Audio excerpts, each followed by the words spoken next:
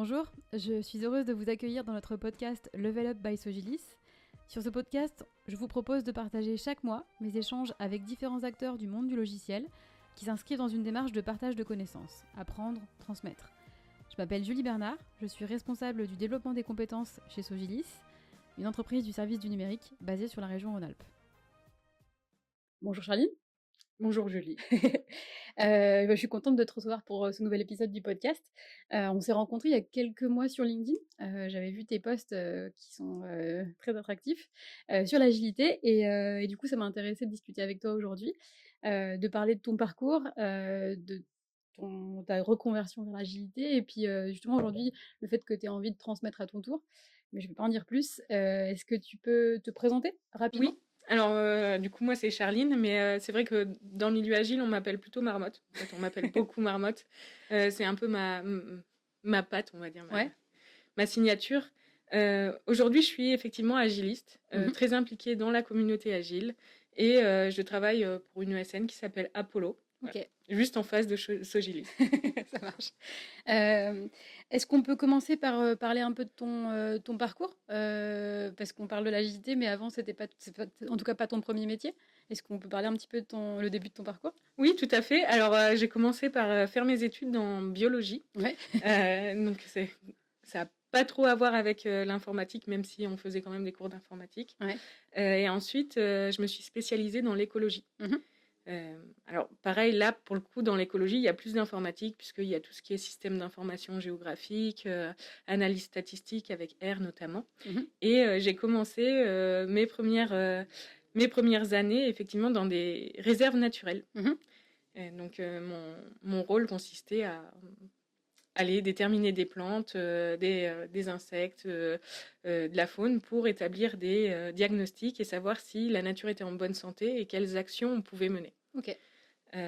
Voilà. Mais tous mes collègues étaient plutôt il faut faire du terrain, etc. Et moi j'étais plutôt la nerd entre guillemets où on me mettait devant un ordinateur, oh Charline elle sait faire, du coup voilà je faisais la collecte de données, des choses comme ça, je bidouillais. Ok. Donc j'ai commencé à programmer un peu mais je le savais pas. Ok. Je faisais du Python pour QGIS, etc. Mais pour moi c'était pas du développement, c'était juste j'ai besoin d'un truc. Ouais. Et donc tu le fais. Ouais. Donc tu as appris tout seul. Enfin tout ça, toute la partie un peu plus informatique, tu l'as appris un peu toute seule. Oui. Ouais. Globalement oui. Ok. Et du coup, j'étais quand même passionnée par aller sur le terrain, puisque j'adore la botanique, notamment la botanique des zones humides. C'est très spécifique, mais voilà, j'étais vraiment fan. Et ça a été un peu un amour quand j'ai découvert la botanique, puisque j'avais un peu des papillons dans le ventre en me disant c'est génial, mais en fait, il y a plein de fleurs différentes, il y en a 6000. Moi, je voyais un pissenlit, mais c'était tout des pissenlits. Et en fait, non, il y a plusieurs espèces de pissenlits, etc. Ok. Et quand est-ce que tu as rencontré pour la première fois l'agilité? Eh ben, c'est grâce à mon conjoint, qui, lui, pour le coup, est plus âgé que moi, donc il avait entamé sa carrière dans l'informatique avant moi. Ok. Et je l'ai accompagné, mon premier Agile Tour, à Agile Tour Rennes, justement, en 2014 ou 2015, je ne sais plus exactement. Ouais. Et là, j'ai... Alors, je vais le dire au podcast parce que je sais que je le raconte à tout le monde, mais je suis arrivée dans un univers, on m'a accueillie en cosmonaute. Il y a des gens qui faisaient du Daft Punk pour expliquer comment livrer. Alors moi, je comprenais rien parce que y avait tous les termes informatiques, etc. Mm-hmm. Et la première remarque que j'ai fait à mon conjoint, j'ai dit mais c'est pas du travail ça. Et donc j'étais super dans le jugement à ce moment-là. Et en fait, c'est là où ça m'a fait un déclic. Okay. Et donc je l'ai accompagné aussi à Agile Grenoble, où j'ai sympathisé avec énormément de personnes de l'organisation, dont Vanessa Berger, que j'adore, Vanessa Dompierre. Et elle m'a dit Charline, est-ce que tu veux nous rejoindre pour l'organisation d'Agile Grenoble? Ok. Donc là, tu étais encore dans la botanique, j'étais dans... Okay. Et j'ai dit mais oui, avec plaisir, c'est génial, on s'éclate, tout ça. Et puis à partir de ce moment-là, en fait, je me suis énormément intéressée à l'agilité. Ok. Pour moi, c'était très pertinent parce que ça répondait aussi à des problématiques qu'on avait en écologie. En écologie, par exemple, on doit faire des rapports d'études sur 5 ans. Donc, et en fait, le problème, c'est un peu comme les technos en informatique, c'est constante évolution, même le besoin est en constante évolution. Et au bout des 5 ans, en fait, c'était plus du tout pertinent Alors du coup, voilà, ça faisait plein d'échos vis-à-vis de ça. Après, il y a aussi tout ce qui tourne autour de l'agilité, ben, comment les équipes communiquent mieux, etc. Mmh. Et ça, pour moi, c'est universel, parce qu'il y Ouais, a des... dans tous les métiers, Ouais, voilà. et du coup, tu as essayé de l'appliquer, enfin, quand tu l'as découvert, est-ce que tu t'es dit: «Ah, est-ce que je pourrais pas transposer l'agilité dans mon métier?» ou Ah oui, après, ouais, j'ai fait de l'agilité partout. d'accord. Avec moi-même, à la maison, et du coup, au travail, effectivement, donc sur les aspects de communication, par exemple, bah, j'ai essayé de mettre en place un Kanban, enfin, pour mettre en visuel, en fait, tout ce qui se passait, parce que c'est vrai qu'il y avait pas mal de goulot d'étranglement, mais on savait pas où. Mmh. Voilà, donc ça, c'était plutôt sur la réserve. Mmh. Et après, c'est surtout des techniques de communication, Ouais, voilà. OK, et tes collègues, ils ont reçu ça comment? Enfin, pour eux, c'était, un nouvel outil qui allait les faire, mieux travailler ensemble, ou est-ce que c'était un outil d'informatique, ils voulaient pas trop y toucher? Alors, j'ai eu justement, il y avait, un responsable du SIG qui avait travaillé dans l'informatique, qui avait vraiment un grief, je vais dire, contre l'agilité, Ouais, et dès que je lui ai parlé de ça, il ouais. s'est braqué. Mais après, sinon, non, globalement, c'était bien reçu, toutes les initiatives que je prenais, OK, notamment faire des ateliers ou des petites rétrospectives, et cetera. et tu t'es sentie, tout de suite à l'aise pour faire ça? Même si c'était, Non. ouais. Alors tout de suite, je me suis pas du tout sentie à l'aise, et justement, c'est peut-être un peu ça qui a pas cafouillé, parce que ça a pas... Mais j'ai pas eu l'engagement que je souhaitais Ouais, dans un premier temps. d'accord, J'ai envie de dire, faut commencer, faut faut bien un commencer. début à tout, Tout à fait. et, voilà. Et alors, quand tu aidais à l'organisation des Agile Tours, tu participais aussi aux confs?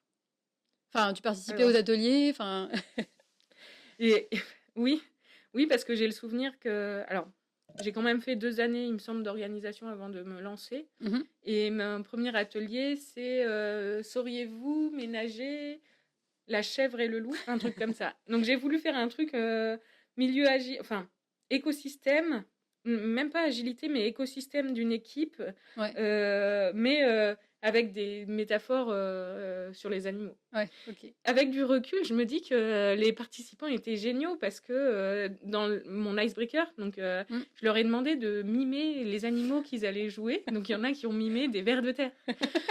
Et je me dis avec le recul, waouh, mais ils ont fait ça, mais ils étaient...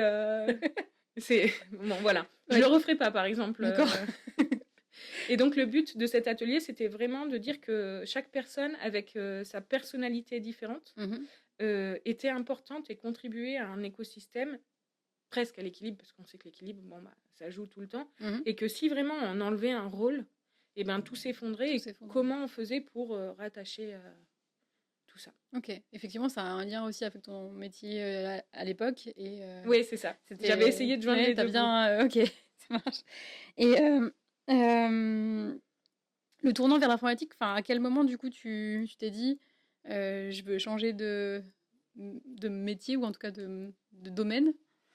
Bah, ça a été pendant plusieurs années. Je me suis posé la question. OK. D'ailleurs, je me souviens d'une discussion avec Luc Jagnard, Ouais, donc, qui travaille aussi chez Sogilis, ouais, à l'époque à Agile Grenoble, et je lui disais: ah, mais j'adore le rôle de Scrum Master, j'aimerais bien, mais bon, je travaille dans l'écologie.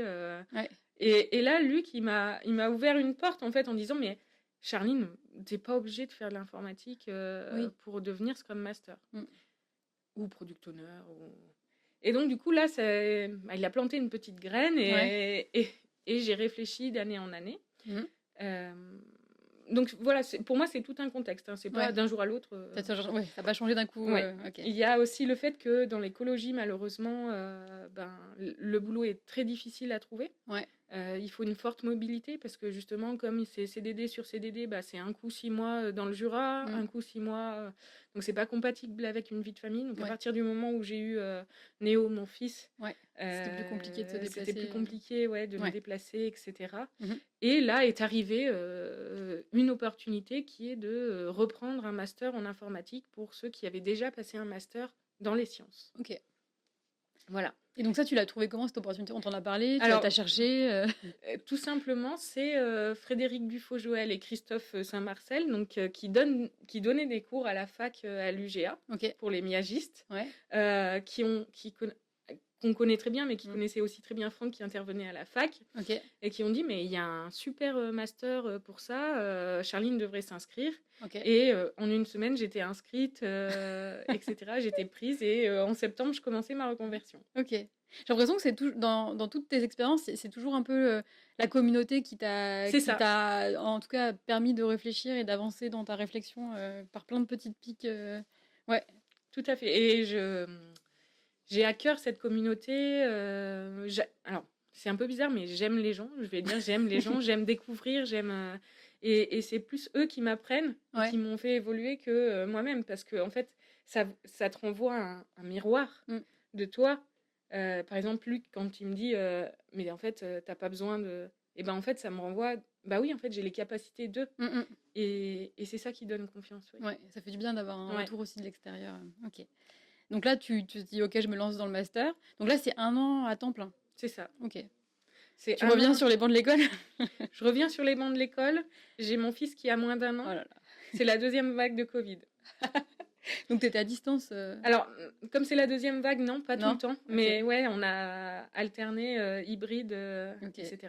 OK. Donc mon fils ne faisait pas forcément toutes ses nuits. J'ai le souvenir de réviser jusqu'à minuit, mais des fois je comprenais rien. Voilà. Après, je me suis mis des blocages parce que il y a aussi une fille dans la technique. Moi, je me suis dit, mais une fille en informatique, etc. Et je me bloquais moi-même sur des choses en disant, je vais fatalement être nulle en algorithmie, Ouais. etc. Et au final, ma matière préférée, c'est ce que je disais hier, c'était l'assembleur. Donc D'accord. vraiment le truc cliché, non, personne n'aime. Et j'adorais ça, c'était vraiment intéressant. Parce que du coup, tu avais des cours d'informatique uniquement ou il y avait des maths, enfin, c'était assez Alors, complet? il y avait des cours d'algorithmie. OK. Après, on a balayé un peu des langages. Donc, on a fait du C. Mmh. On a fait Java, JavaScript. OK. Euh, on a un peu balayé. On faisait des projets, en fait. Mmh. Donc, D'accord. en clair, en groupe, on Mmh. devait construire un site de ticketing pour réserver des places de cinéma ou des places de théâtre. Ouais, d'accord. Voilà, Des petits ouais, des projets, petits d'entraînement? projets, Ouais. un jeu de cartes, des choses comme ça. OK. Et aussi tout ce qui est système et réseau, on Mmh. faisait des TP. Donc c'était assez complet du Ah coup? oui, oui, c'était très complet. Pour le coup, j'étais fière de cette formation parce que quand je suis arrivée dans ma première expérience, en fait, Mmh. je comprenais ce qu'on me Ouais. disait. J'avais pas juste fait du JavaScript, sachant que comme j'adore me former tout le temps, j'avais déjà quand même regardé sur Open Un petit peu, Classroom, j'avais passé déjà JavaScript, etc. OK, Donc, donc tu arrivais pas, non, ouais. ouais. Et est-ce que tu as fait de l'agilité du coup pendant ces études? Enfin pendant ce Alors, oui et non, on a fait ce qu'on appelle de la gestion de projet. OK. Et du coup, j'étais déjà pénible parce que comme j'étais à fond dans l'agilité, je retoquais un peu les profs en disant on fait pas d'agilité. Voilà. Donc j'ai quand même réussi à organiser une rétrospective, D'accord. à mettre en place des choses. Et non, mais les professeurs, ils étaient adorables Mmh. et je les recroise des fois et je suis contente de les voir. OK. Donc il y avait des intervenants que tu connaissais parce qu'ils étaient aussi, enfin ils étaient en poste et ils donnaient des cours aussi dans ce master, c'est ça? Non, les Non? intervenants, je les connaissais pas au D'accord, OK, final. d'accord. Ça marche. Donc 1 an d'études et après ça du coup qu'est-ce qui se passe? Et ben là, la magie de l'informatique, c'est Tu que as fait un stage d'ailleurs ou pas? oui, Oui, tu avais un stage à faire. OK. mais justement, j'avais un stage de 4 mois à faire. OK. Et la magie de l'informatique, c'est que j'ai même pas eu besoin de chercher, que Ouais. voilà, j'avais déjà une opportunité donc chez Algou, qui est D'accord. un éditeur de logiciels. Donc Mmh. c'est un logiciel qui s'appelle Tracim, D'accord. qui permet une gestion de. C'est une plateforme collaborative en fait. OK. Un peu GED, un peu euh, avec du versionning, comment on garde les informations en fait dans la durée. OK. Et donc là, il y a le responsable qui m'a contacté sur LinkedIn en disant nous on cherche voilà un poste de gestion de projet. D'accord. Et ton stage tu l'as fait chez eux aussi ou Ouais. tout? Ah d'accord, OK. En gestion de projet? Non.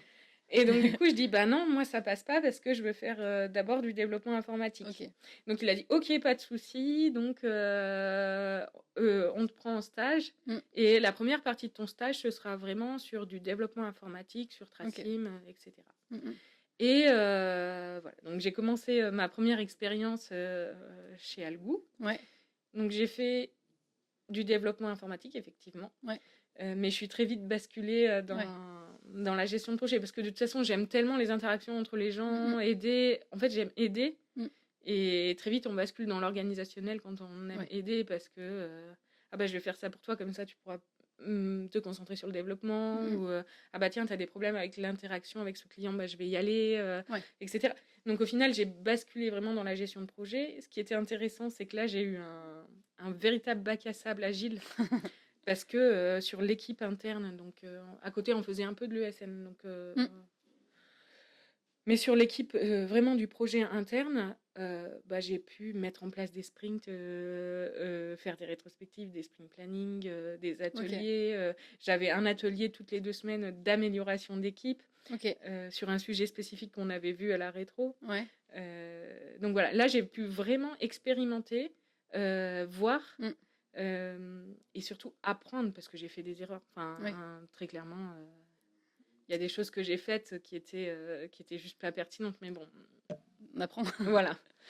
Et alors, pour comprendre, en fait, tu as fait ces études d'informatique pour... on en a déjà parlé un peu avant le podcast, mais c'était aussi dans l'objectif de comprendre mieux en fait, le métier des gens avec qui tu allais travailler et faciliter finalement l'intégration aux équipes. Enfin, du coup, si je comprends bien, c'était... C'est ça.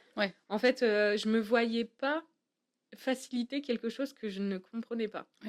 C'est-à-dire, demain, s'il y a un développeur qui vient me parler, qui me dit Charline, j'ai tel problème, et que je lui dis j'ai pas compris 3 mots sur 4, et ben, je me sentais pas justement légitime d'aider cette personne et de comprendre son réel besoin. Donc pour moi, c'était très important de comprendre tout ça. Ben, après, ça va tellement vite que je suis dépassée par certaines choses déjà, là. Mais voilà. Mais c'était important pour toi de comprendre ce métier avant de te lancer en tant que Scrum Master. C'est pour ça que tu as pris le temps de faire cette année. Ok. Et alors, sur la partie agilité, finalement, tu t'es formée par les conférences. C'est comme ça que tu t'es vraiment formée. Je me suis formée par les conférences. Après, fatalement, j'avais un coach à la maison. Oui, c'est ce que j'allais dire. Puisque Franck est agiliste aussi. Et donc, je lui posais plein de questions. Et enfin, c'était royal pour moi parce que tout le temps, il alimentait, il me nourrissait. Et puis, moi, je progressais super vite. Fatalement, tous les soirs, j'avais un débrief de ce qui se passait. Donc, donc ça t'a beaucoup aidé dans ta pratique. J'ai senti une progression énorme. À partir du moment où tu as pu le mettre en pratique chez Algou, par exemple, là, du coup, tu avais tu dis un bac à sable pour vraiment expérimenter. C'est ça. Ok. Et Algou, ça a duré combien de temps 2 ans. Ok. Donc là, tu étais Scrum Master à temps plein. Alors, chef de projet. Alors, faut dire, Algou, c'est une toute petite boîte. D'accord. J'étais un peu couteau suisse. C'est-à-dire, des fois, je m'occupais un peu de la communication. Parfois, c'était la gestion de projet. Après, j'ai fait Scrum Master. Après, on m'a mis sur les projets externes. Et du coup, ça a été le projet interne. Et c'était d'autres personnes qui géraient. Voilà, donc c'était... j'ai fait un peu PO, on va dire, pour certains projets externes. Donc j'ai un peu expérimenté, j'ai eu de la chance de pouvoir expérimenter un peu tous les rôles dev, PO et Scrum Master. Et pareil sur ces rôles, le rôle de PO ou même la partie communication, c'est des choses que tu as appris toute seule ou Alors la communication, j'ai toujours été passionnée par ça. Donc des fois je dis mais j'ai raté ma vocation. Enfin voilà. Mais les autres, bah oui, j'ai appris entre guillemets sur le tas avec un formateur à la maison. Bien sûr. Ok. Et le rôle de PO, ça te plaisait aussi ou finalement c'est vraiment le Scrum Master que ce rôle-là que tu préfères Ah bah, je préfère le rôle du Scrum Master parce qu'il y a vraiment cet aspect équipe, méthodo, accompagnement. Après, j'aime aussi le rôle de PO parce qu'il y a l'aspect toujours apprendre un nouveau métier. À part si on reste tout le temps dans le même domaine, mais apprendre un métier, être un traducteur en fait entre l'équipe et le métier, les besoins. Voir que quand on rédige bien une story, en fait, les développeurs sont super contents parce que c'est clair, etc. Donc, ça fait plaisir aussi. Et tu as vraiment ressenti une plus-value à avoir fait cette formation d'1 an dans le dev, du coup, quand tu as commencé tu t'es vraiment dit, j'ai bien fait de le faire parce que ça me permet vraiment de comprendre mieux les gens avec qui je travaille. Alors, je sais pas si je peux répondre objectivement à cette question. Le seul bienfait dont je suis sûre, c'est que ça m'a donné confiance en moi. OK. Donc confiance de me dire, bah là, je vais arriver. Non, j'ai fait un master en informatique. Mmh. Donc oui, je suis dev, tandis que si j'étais arrivée en autodidacte, Ouais, j'aurais pas eu cette confiance-là. d'accord. Donc c'était aussi pour toi, pour Ouais, te voilà, légitimer un peu dans le rôle que tu c'est fais. ça. OK, ça marche. Et donc après Algou, qu'est-ce qui se passe? Après Algou, ben, comme, comme j'aime bien découvrir des nouveaux projets, bah, je quitte Algou Ouais, et je rentre dans une ESN, OK. donc l'ESN que j'ai cité tout à l'heure, Ouais, Apollo. ouais, C'est ma première expérience en tant que consultante ouais, pour l'ESN, parce qu'avant j'étais gestionnaire portefeuille de projet ouais, en tant qu'Algou pour... ouais. voilà, et Mmh. là je deviens consultante. OK. C'était une volonté pour toi de tester Ouais, d'être consultante? Ouais, alors c'était une volonté parce que je sais que j'aime bien découvrir des nouvelles ouais. missions. Mmh. Et j'ai peur de m'enfermer dans une boîte pendant 10 ans. Mmh. Voilà. Donc là, avec les ESN, il y a la possibilité De changer plus voilà, de changer de régulièrement. mission régulièrement, Ouais, etc. D'autant que Apollo, ben, c'est un peu le coup de cœur parce que c'est un recrutement sur profil. ouais. Euh, et moi, ça me stressait un recrutement juste pour une mission. Ouais. Donc, pour moi, ça a été vraiment la plus-value d'Apollo à ce moment-là. J'ai été flattée aussi. Mmh. Ben, oui, on a matché avec toi, Charline. Ouais. Et je sais pas, le contrat a été signé en une semaine. Voilà, c'était super rapide. OK. Et alors Apollo, tu les as choisis bon, parce que coup de cœur, mais est-ce qu'il y avait aussi une volonté de mettre un accent sur l'agilité ou en tout cas il y avait une communauté en interne déjà peut-être enfin Alors, c'est aussi pour ça que oui, peut-être c'est pour ça. En fait, ce qui est rigolo, c'est que donc Gladys ouais. a créé la communauté fonctionnelle avec Thibaut. Donc, c'est les apologistes. Mmh. Ils parlent d'agilité et aussi de gestion de projet traditionnelle. D'accord. Et elle nous avait ajouté sur le groupe. Ils avaient fait un retour sur Agile Grenoble de l'année avant que je sois recrutée. Donc j'avais suivi un peu ça de loin. Il y a aussi Alexandre Boutin, que Ouais. j'adore, qui est un peu mon mentor, Mmh. qui avait donné une intervention sur les Serious Games à l'Apollo Théos. Donc c'est un événement aussi par Apollo. D'accord. Donc en fait, ce qui s'est passé, c'est, comme j'avais vu ça de loin, je me suis dit, ah mais c'est génial, Alex Boutin, ils ont fait un retour sur la keynote de Franck, Mmh. voilà, ça m'intéresse vraiment. Ouais. Donc OK. quand j'en ai parlé, ils étaient contents aussi parce qu'eux, ils se sont dit, on a créé une communauté, Ouais. et il y a quelqu'un qui a vu cette communauté et qui est content de... Et qui les Ouais. rejoint aussi OK. Donc toi tu as participé aussi à la communauté en interne enfin tu participes peut-être Oui, toujours je d'ailleurs. participe du coup, j'ai été intégrée tout de suite dans la core team, Ouais. et ben, on s'occupe de tout ce qui est communication sur LinkedIn, l'Apollo Théos, Ouais. l'organisation de l'Apollo Théos. On fait aussi des podcasts, c'est Ouais. comme ça qu'on les appelle. Donc, D'accord. voilà. Et on a la pause déj, OK. qui est vraiment les gens en interne Mmh. arrivent et discutent des sujets et des problématiques qu'ils rencontrent et tout le monde un peu contribue pour améliorer ça. OK, d'accord. Donc c'est vraiment discuter entre pairs et C'est s'entraider ça. sur des cas concrets, quoi. OK. Et donc là, tu intègres Apollo. Donc tu es Scrum Master? Je suis intégrée chez Apollo en tant que Scrum Master. OK. Mais comme je suis recrutement sur profil, j'arrive Ouais. et j'ai pas de mission. OK.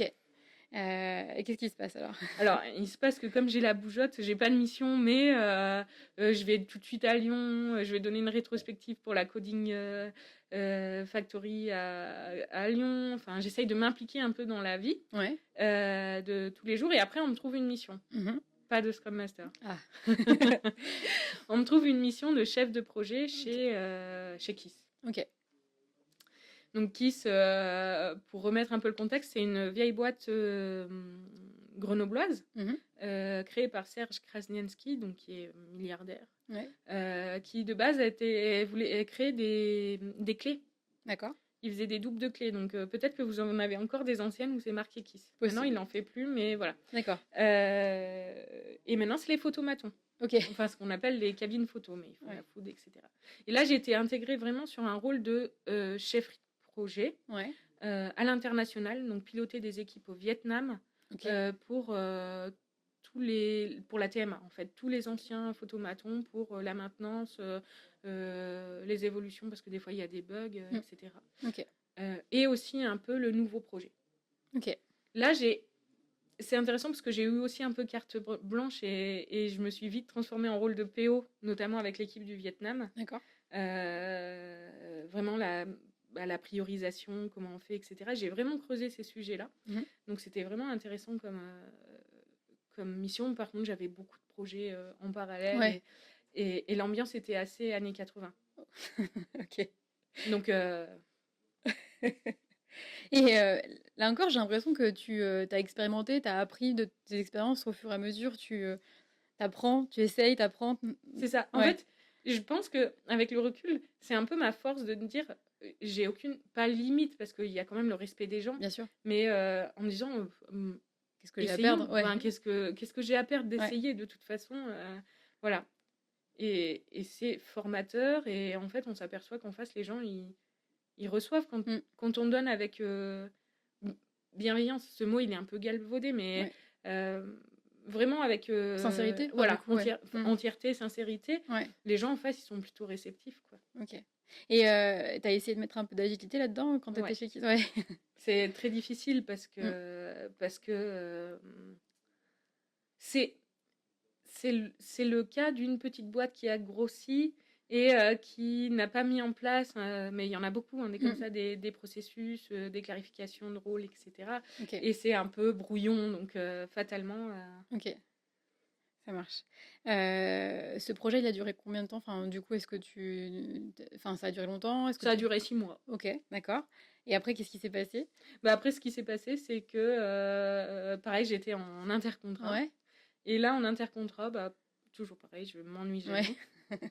Donc, on m'a appelé à la coding pour me dire, ah, Charline, on a un projet interne. Est-ce que tu veux faire un peu le rôle de PO pour aider l'équipe? Ok, Donc voilà, pareil, là, j'ai expérimenté des choses. ouais. Notamment, il y a quelque chose qui me questionnait, c'était les outils. Est-ce que, parce que souvent on parle de Jira, on parle d'Azure DevOps, etc. Ouais. Et là, en fait, j'ai voulu être minimaliste Ok, et faire mes tickets sur un tableau Excel. Voilà. ok. Et ça revenait au même, puisque j'avais la description, j'avais ma story, j'ai essayé une méthode de priorisation aussi, Ok. savoir le poids de la personne qui demande, c'est-à-dire est-ce que c'est une personne qui utilise cet outil tous les jours, elle aura plus de poids. Ouais. Est-ce que ça énerve l'utilisateur? Donc j'ai fait toute une grille pour prioriser. Ok, Après, voilà, j'ai expérimenté. ok. Et cette grille, c'était intéressant parce qu'au final, je me suis aperçue que dans ma tête, j'avais déjà priorisé un peu les développements. Mais la grille confirmait. Confirmer ce Ouais. que tu avais finalement en tête. Ok. Et en parlant d'outils et de méthodes, pour revenir un peu à ce que tu fais aussi sur les réseaux et notamment avec Marmotte, Ouais. j'ai l'impression que c'est un peu ça que tu partages aussi avec ta communauté sur LinkedIn, c'est ces outils que tu mets à disposition finalement de tout le monde quand tu les partages sur LinkedIn. Ouais, est-ce que tu peux m'en dire un peu plus? Bah oui, alors j'adore les outils, effectivement. J'ai toujours. Mais même pour prendre une décision, en fait, j'ai du mal à me dire ah, je la prends avec le cœur. Je préfère la prendre de manière factuelle. Et donc, du coup, c'est pour ça, je pense que je crée aussi des outils. Ouais. Et donc, avec Marmotte, effectivement, j'ai décidé de divulguer, partager un peu tous les outils que je mettais en expérimentation. Ok. Pour avoir aussi un miroir, tout à fait, de mes pairs qui vont me dire, Charline, attention, là, l'outil, c'est le cas par exemple sur la carte postale de la rétrospective. Il y a un jour, on m'avait demandé de marmotiser. Alors c'est comme ça que j'appelle marmotiser la rétro ski. Ok. Voilà. Donc j'ai fait il y a quelqu'un qui avait fait une rétro-ski à la va-vite comme ça et tout ça. Et on m'a dit, ah ouais, mais ce serait trop bien avec Marmotte parce qu'en plus, voilà, c'est des montagnes, etc. Donc là, je suis en train de marmotiser. Puis d'un coup, je me dis, ah, mais c'est vrai, mais ça me fait penser aux vacances. Ça me fait penser aussi aux gens qui sont absents aux rétrospectives, comment on les fait parler, etc. C'est une problématique que j'ai. Et là, je pense à une carte postale, effectivement, quelqu'un qui serait en vacances et qui l'envoie pour dire, voilà ce que j'ai bien aimé dans le sprint, etc. Et par exemple, j'ai Rachel que j'adore aussi, qui est, bon, elle n'est pas à Grenoble, mais qui me dit, mais attention, la sécurité psychologique, s'il y a quelqu'un qui écrit vraiment quelque chose de méchant, ça peut faire mal à l'équipe. Donc j'ai aussi ce miroir en disant, comment on fait améliorer, comment on améliore. Et donc, sur Marmotte, tu partages les outils que tu utilises toi au quotidien? Des outils que j'utilise, Ouais, des outils que je crée, ouais, j'ai un blog en fait, ouais, d'accord, sur lequel aussi je fais des interviews.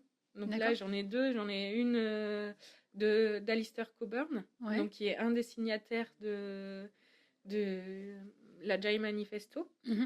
Euh, donc là, j'étais trop fière quand il l'a accepté. Puis à la fin, il m'a dit, mais c'était génial ton interview et tout. Ouais, Donc là, je vous recommande de la lire si vous voulez avoir un historique sur l'agilité. C'est très intéressant. d'accord, J'ai une interview sur Alex Boutin. ouais, J'en ai une en préparation sur Aurélien Morvan qui, d'un coup, a voulu faire 6 mois de marche à pied d'accord, en Amérique, OK. traverser les États-Unis, Mmh.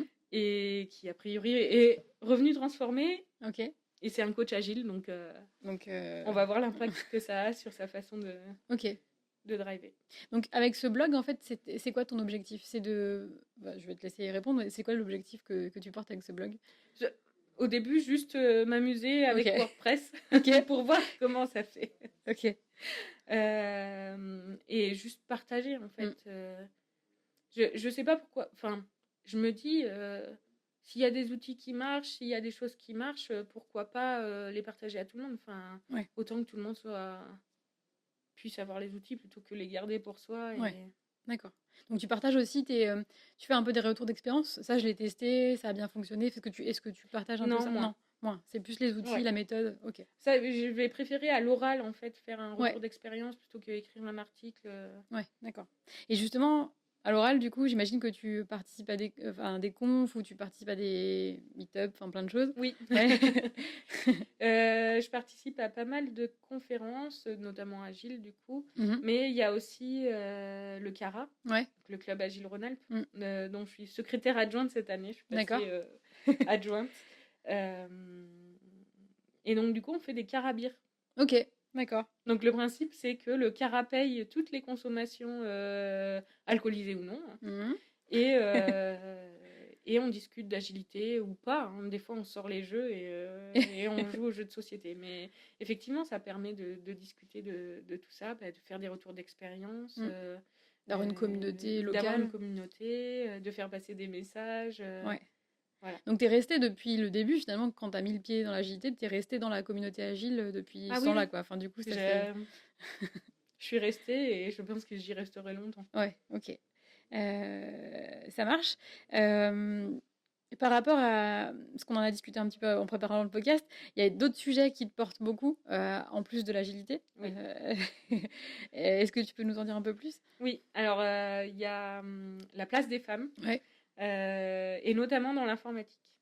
Alors, il faut savoir que dans l'écologie, et là je vais être un peu caricaturale, mais c'était plutôt un univers respectueux, euh, assez humain en fait. mm, Et quand je suis arrivée dans l'informatique, en fait, je me suis vraiment confrontée à des comportements qui étaient sexistes. d'accord, Et j'ai vu la différence. ok. Et en discutant aussi avec des amis, Mm, notamment, je vais citer Alban. d'accord, Alban qui était astrophysicienne avant de devenir coach orga. mhm, Elle disait c'était pareil, même ressenti. C'est-à-dire il y avait des guerres d'ego, mais il n'y avait pas toi t'es une femme, ouais, etc. Donc c'est quelque chose qui me travaille depuis longtemps, et du coup j'en ai fait effectivement une conférence d'accord, qui s'appelle Martine.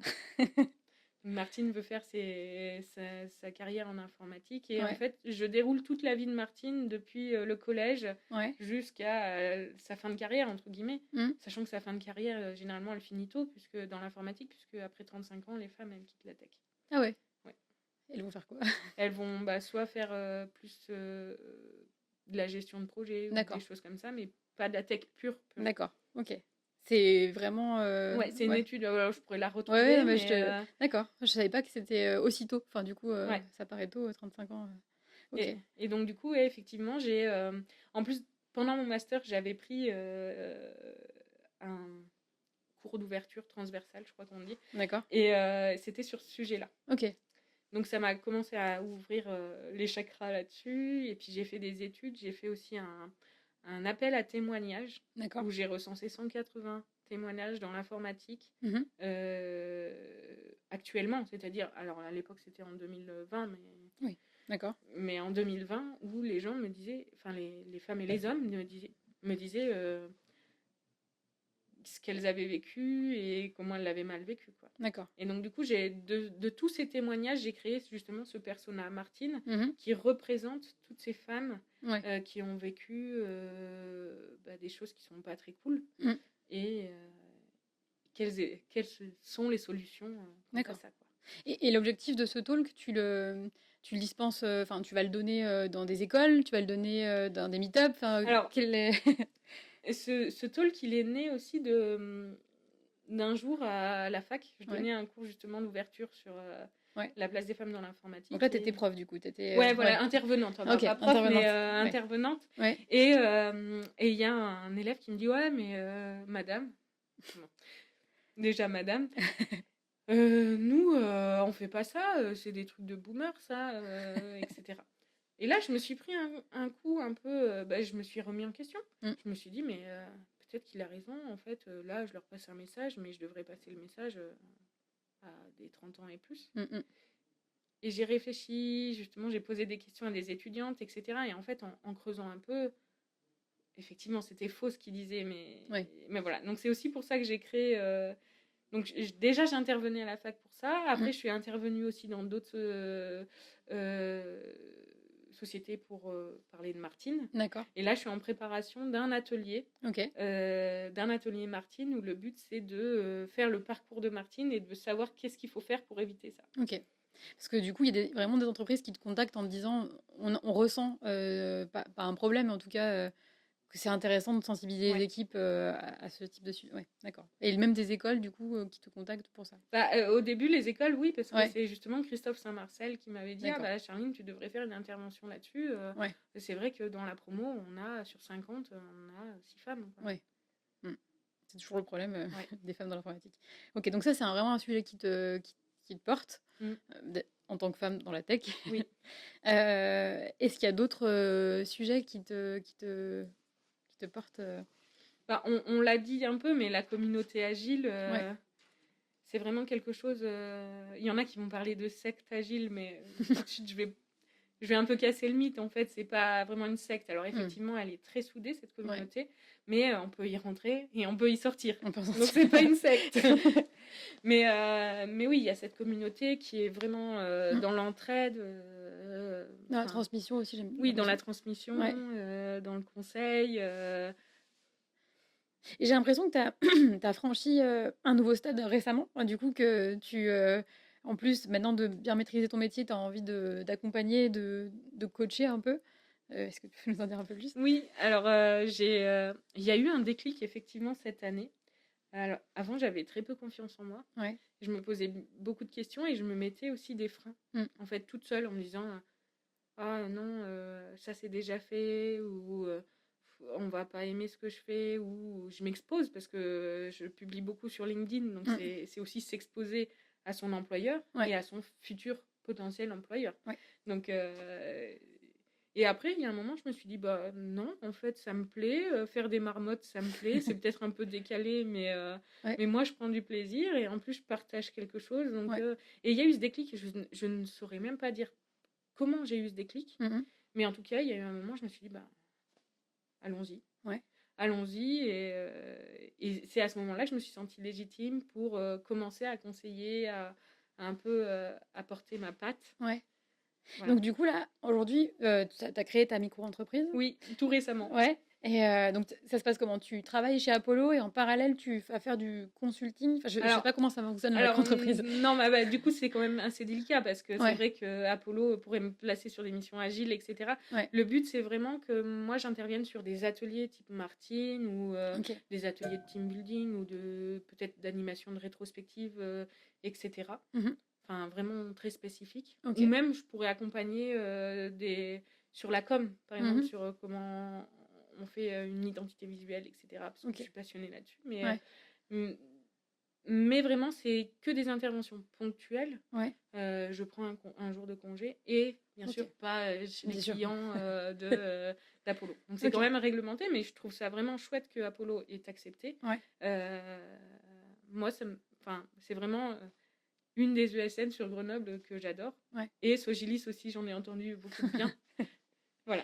Ok. Et pour bien comprendre, Marmotte, du coup, existe sur les réseaux. Tu t'es créé une communauté, en plus de la communauté agile avec laquelle tu participes, il y a une communauté qui te suit sur cette activité, ton blog, enfin...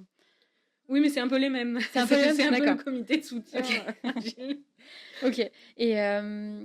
J'avais une petite question. Pourquoi les marmottes? Alors, pourquoi les marmottes? C'est grande histoire. Pareil, c'est un peu contextuel. Alors déjà, j'adore dormir. Ok. Enfin, ça se voit pas, mais j'aime quand même dormir. Il y a des moments où je dors. Ça représente la montagne. Ouais. Et en fait, mon tout premier stage que j'ai fait, et c'est une histoire assez sentimentale, entre guillemets, je l'ai fait au jardin alpin du Lautaret. D'accord. En tant que... je faisais des visites guidées, j'aidais sur le jardinage, etc. Et donc j'étais en licence, troisième année de licence. Ouais. Et c'est le professeur Serge Aubert qui m'avait fait passer un entretien pour ce stage. Et à la fin, il avait conclu en disant charlinemarmotte@gmail.com, je peux que te prendre pour ce stage.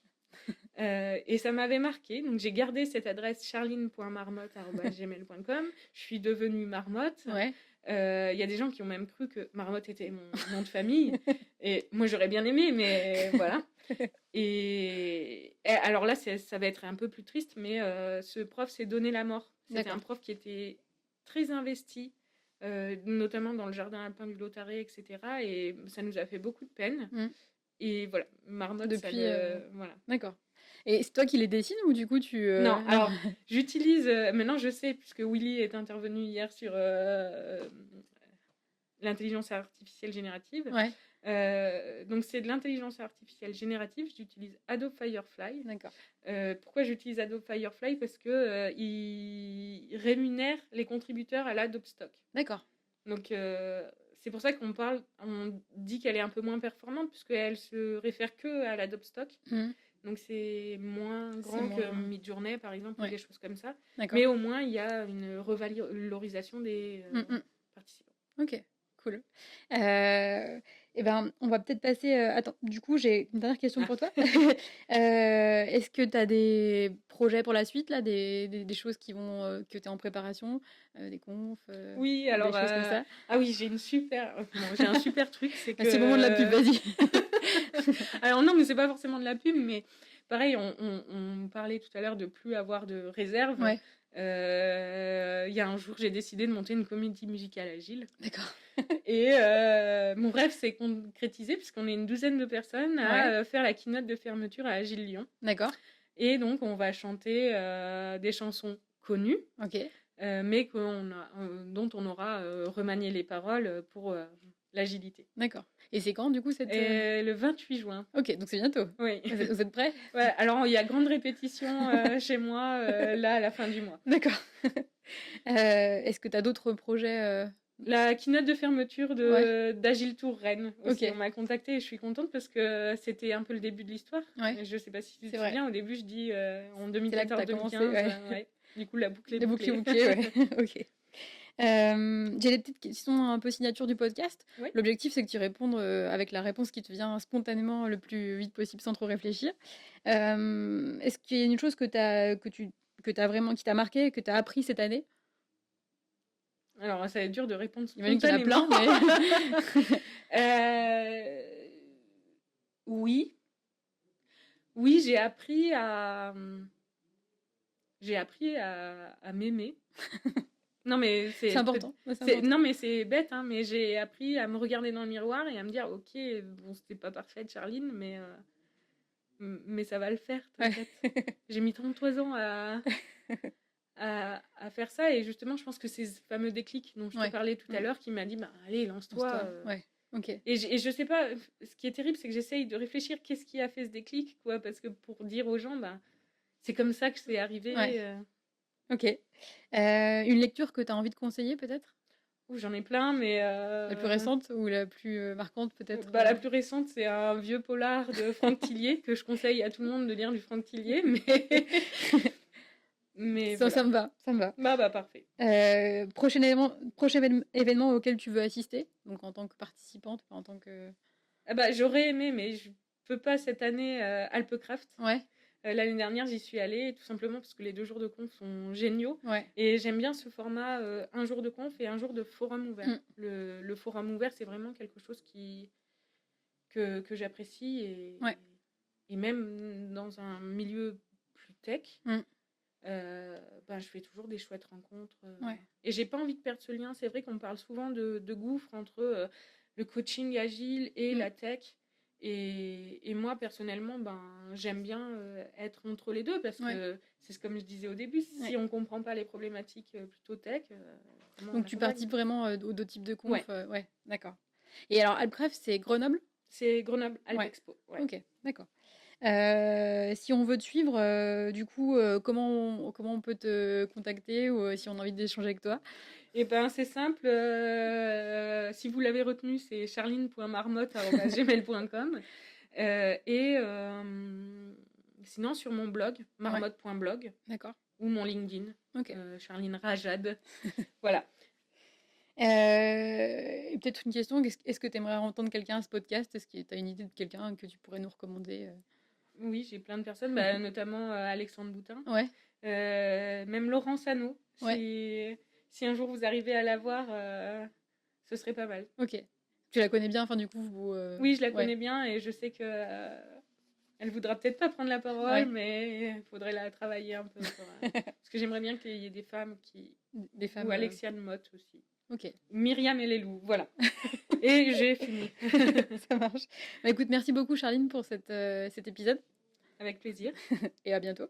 À bientôt.